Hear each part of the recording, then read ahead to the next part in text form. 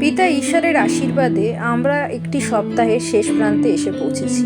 পিতা ঈশ্বরের ধন্যবাদ হোক। যোহন লিখিত সুসমাচার 1:14 যোহন বলেন, আর সেই বাক্য মাংসে মূর্তিমান হইলেন এবং আমাদের মধ্যে প্রবাস করিলেন, আর আমরা তাহার মহিমা দেখিলাম, যেমন পিতা হইতে আগত এক জাতের মহিমা, তিনি অনুগ্রহে ও সত্যে পরিপূর্ণ। আজকের বাক্যের জন্য পবিত্র আত্মার সহভাগিতা প্রার্থনা করি।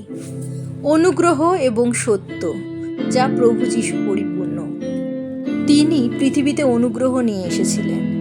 তার অনুগ্রহে আমরা পাপ থেকে মুক্ত হতে পারি, সুন্দর জীবন পেতে পারি, সুস্থ জীবন পেতে পারি, অনন্ত জীবন পেতে পারি, পবিত্র আত্মায় পরিপূর্ণ হতে পারি এবং সেই জীবনে পিতা ঈশ্বর যেমন চান, তার যা পরিকল্পনা আমাদের জীবনের জন্য, যা সর্বসময় সর্বশ্রেষ্ঠ, তা অবশ্যই পূর্ণ হয়। প্রভু যীশু যে সুসমাচারের কথা বলেছেন, যে সুসমাচারের কথা তার শিষ্যদের বলেছেন প্রত্যেকটা মানুষের কাছে পৌঁছে দিতে, তা হলো অনুগ্রহের সুসমাচার। যে অনুগ্রহ প্রভু যীশু মানুষের প্রতি করেছেন, যে মানুষ, যে কোনো মানুষ তাকে বিশ্বাস করবে, সে তার অনুগ্রহ লাভ করবে।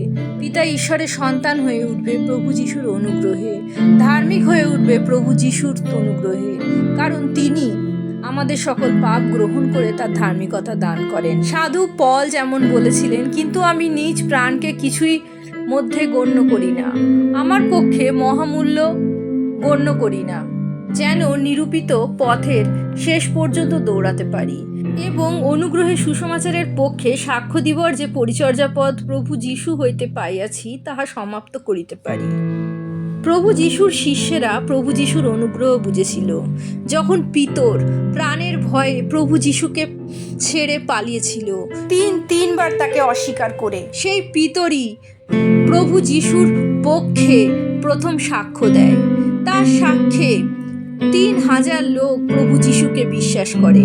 তখন সেই প্রাণের তো আকাশে করেনি, কারণ তার উপর নেমে এসেছিল সেই পবিত্র আত্মা, যার শক্তিতে সে সাহসী হয়ে ওঠে এবং প্রভু যীশুর পক্ষে কথা বলে।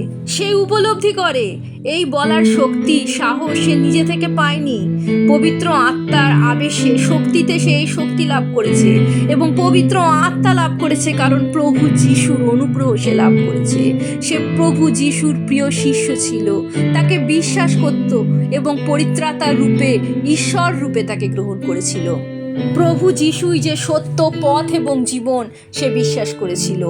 সাধু পলও সেই রকম প্রভু যীশুর বিরুদ্ধে লড়াই করছিল, প্রভু যীশুর বিরুদ্ধে, অর্থাৎ তার মণ্ডলীর বিরুদ্ধে। কারণ প্রভু যীশু যখন সাধু পলকে দেখা দেন সেই দম্মেশকের পথে, তখন তিনি বলেন না যে তুমি আমার শিষ্যদের বিরুদ্ধে, অথবা যারা আমার কথা সাক্ষ্য দিচ্ছে, আমার কথা প্রচার করছে, সেই অনুগ্রহের সুসমাচার প্রচার করছে, তাদের বিরুদ্ধে কেন দাঁড়িয়েছো, কেন তাদের আক্রমণ করছো। তিনি তাকে বলেন, কেন তুমি আমাকে তাড়না করছো। প্রভু যীশু তার মণ্ডলীকে নিজের দেহ মনে করেন, তিনি আমাদের তার নিজের মনে করেন এবং তিনি আমাদের সেই মস্তক। আমরা প্রভু যীশুর থেকে আলাদা নই, কিন্তু আমরা ভেবে দেখি কোন যোগ্যতায় আমরা সেই অধিকার লাভ করেছি। শুধুমাত্র প্রভু যীশুকে বিশ্বাস করে, তার অনুগ্রহে আমরা তার মণ্ডলী হয়ে উঠেছি, তার দেহ হয়ে উঠেছি, তার ব্রাইড হয়ে উঠেছি, তার বধূ হয়ে উঠেছি। প্রভু যীশু বলেছিলেন, যদি তার আজ্ঞা কেউ পালন করে, তাকে বিশ্বাস করে, তিনি যেমন কাজ এই পৃথিবীতে করেছিলেন, যত আশ্চর্য কাজ, তারাও সেই রকম আশ্চর্য কাজ করতে পারবে। পৃথিবীতে খ্রিস্ট বিশ্বাসীদের দ্বারা প্রচুর আশ্চর্য কাজ হয়েছে, যতক্ষণ তারা সেই প্রভু যীশুর অনুগ্রহ স্বীকার করেছিল, যতক্ষণ তারা সেই অনুগ্রহ থেকে পতিত হয়নি, পড়ে যায়নি। বর্তমানে আমাদের মণ্ডলীতে, আমাদের আশেপাশে এবং আমাদের জীবনে আমরা দেখি, যখন আমরা প্রভু যীশুর ওপর বিশ্বাস করি, নিজের কাজের ওপর না ভরসা করে তার ওপর বিশ্বাস করি, আজও আমাদের জীবনে সেই ঈশ্বরের আশ্চর্য কাজ হয়।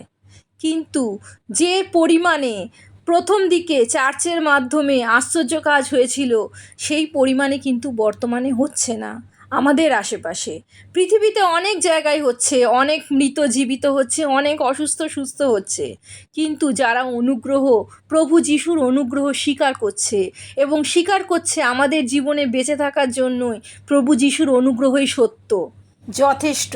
আমরা আমাদের জীবনে কোনো আশীর্বাদের, কোনো পুরস্কারের, কোনো প্রাপ্তির যোগ্য না হওয়া সত্ত্বেও যখন আমরা কিছু লাভ করি, তাই হলো আমাদের জীবনের অনুগ্রহ। এবং প্রভু যিশুই সেই আশীর্বাদ যা পিতা ঈশ্বর আমাদের দান করেছেন। প্রভু যিশুকে বিশ্বাস করলেই আমরা সেই অনুগ্রহ লাভ করি। কিন্তু এই ছোট্ট সহজ বিষয়টি মানুষ বুঝতে চায় না। মানুষের ধারণা যে আমাদের কিছু করতে হবে, না হলে প্রভু যিশু আমাদের অনুগ্রহ দান করবেন না, পিতা ঈশ্বর আমাদের বঞ্চিত করবেন। যদি কোনো পাপীকে বলা হয় যে তোমার পাপ সকল প্রভু যিশু ক্ষমা করে দিয়েছেন ক্রুশে, তাহলে সে সুযোগ পেয়ে যাবে আরও পাপ করার। এই চিন্তাধারা, এই দৃষ্টিভঙ্গি থেকে মানুষের জীবনে, বলা যাক মণ্ডলীর জীবনে, অনুগ্রহ থেকে পতনের শুরু হয়। তাদের এই ধারণা যে যদি আমরা বলি প্রভু যিশু আমাদের পাপভার গ্রহণ করেছেন, শুধু আজকের নয়, কালকের পাপভারও এবং ভবিষ্যতের পাপভারও তিনি গ্রহণ করবেন, কারণ তিনি একবারই ক্রুশে আরোহণ করেছেন এবং সর্বকালের, সর্বসময়ের প্রত্যেকটা মানুষের প্রত্যেকটা পাপের শাস্তি তিনি ক্রুশে গ্রহণ করেছেন, যারা তাকে পরিত্রাতা রূপে বিশ্বাস করবে। মণ্ডলীতে যারা বড় বড় কর্তা ছিল, তাদের মনে হতে লাগলো এই সত্য মানুষের কাছে খুলে ধরলে তারা পাপ ছাড়বে না, বরং আরও বেশি পাপ করবে। কিন্তু তা হয় না, কারণ যখন আমরা প্রভু যিশুকে বিশ্বাস করি, তখন পবিত্র আত্মা আমাদের মধ্যে আসে। পবিত্র আত্মার মাধ্যমে আমাদের আত্মা জীবিত হয়ে ওঠে এবং আমরা যখন বুঝি আমাদের কাজের মাধ্যমে নয়, প্রভু যিশুর অনুগ্রহের মাধ্যমেই আমরা পিতা ঈশ্বরের সন্তান হতে পারি, ধার্মিক হতে পারি, বাইবেলের বাক্যে থাকি, পবিত্র আত্মার সহভাগিতায় চলি, অটোমেটিক পাপ অভ্যাসগুলো আমাদের থেকে দূরে পালিয়ে যায়। পাপ আত্মা ঈশ্বরের বাক্য সহ্য করতে পারে না, আমাদের ছেড়ে চলে যায়। মসির ব্যবস্থার মাধ্যমে পিতা ঈশ্বর মানুষকে জানিয়েছিলেন কি কি করতে হবে পারফেক্ট হওয়ার জন্য, ধার্মিক হওয়ার জন্য। সেই ব্যবস্থা সম্পূর্ণ ফুলফিল করতে কেউ পারেনি, একমাত্র প্রভু যিশু করেছেন। তাই তো সাধু পল বলেন, তোমরা যে সকল লোক ব্যবস্থা ধার্মিক গণিত হইতে যত্ন করিতেছ, তোমরা খ্রিস্ট হইতে বিচ্ছিন্ন হইয়াছ, তোমরা অনুগ্রহ হইতে পতিত হইয়াছ। আজও তাই, যদি আমাদের মনের কোনো কোণে এইরকম কোনো প্রশ্ন ওঠে যে আমরা আমাদের এই কাজের মাধ্যমে হয়তো পিতা ঈশ্বরের ফেভারিট হয়ে উঠব, হয়তো ভালো কাজ করলে, পাপ না করলে প্রভু যিশুর প্রিয় হয়ে উঠবেও, তখনই এই পথটি যেন আমরা মনে করি আমাদের কাজের মাধ্যমে নয়, আমাদের চেষ্টার মাধ্যমে নয়, শুধুমাত্র প্রভু যিশুর রক্তের মাধ্যমে আমরা পরিত্রাণ লাভ করতে পারি, ধার্মিক হতে পারি। আর এই সত্য প্রভু যিশু যখন সেই 7 জন কুষ্ঠীকে সুস্থ করেছিলেন, তিনি বলেছিলেন তোমরা যাও এবং সেই যাজকদের কাছে দেখাও নিজেদের। তারা কিন্তু তখনও সুস্থ হয়নি, তারা সেই পথে যেতে যেতে সুস্থ হয়েছিল। ঠিক তেমনই আপনার যদি কোনো পাপ অভ্যাস থাকে যা আপনাকে ভেতরে ভেতরে অসহায় ফিল করাচ্ছে, ভেতরে ভেতরে গিল্টি ফিল করাচ্ছে, অনুতপ্ত করছে, মনে হচ্ছে আমার এই পাপের জন্য আমি প্রভু যিশুর কাছ থেকে দূরে সরে যাচ্ছি, ঠিক সেই মুহূর্তে যখন নিজেকে পাপ পূর্ণ মনে হয়, তখনই প্রভু যিশুর কাছে নিজেকে সমর্পণ করতে হবে। প্রভু যিশু সেই পাকের মধ্যে থেকে আপনাকে তুলে আনতে সক্ষম। যেমন সেই 100টা মেষের মধ্যে একটা মেষ হারিয়ে গেছিল, তাকে সেই মেষপালক খুঁজে বার করেছিল, পরিষ্কার করে কাঁধে তুলে নিয়ে ফিরে এসেছিল। আপনাকেও সেই পাপ থেকে মুক্ত করতে প্রভু যিশু সক্ষম।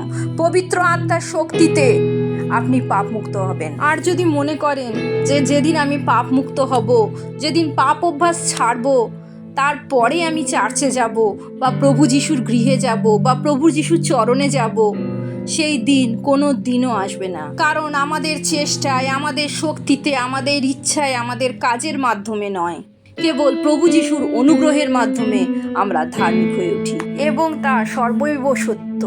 প্রভু যিশুর জয় হোক।